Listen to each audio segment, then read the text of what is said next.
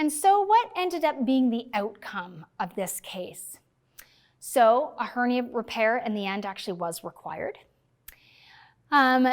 Further attention to thoracic mobility was needed, and this was addressed kind of through some movement and exercise. She really likes yoga, so we were able to leverage that with some movement, then working with the osteopath around the scar.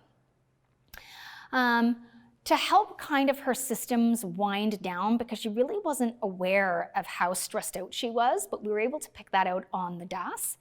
And also kind of just given her thyroid and her energy system, we got talking to her about concepts of being in nature and foresting. Also to kind of really ramp up a little bit more core function and abdominal wall function. We got her going on some bar classes that she really liked. She thought she was sleeping well, but still wasn't getting to bed what we thought might be early enough to really help, so we got her getting to bed early.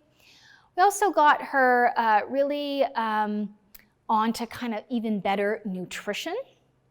And one other thing that was used with her was an adaptogen, something called ashwagandha, which is a very common adaptogen to, again, really just help that stress system.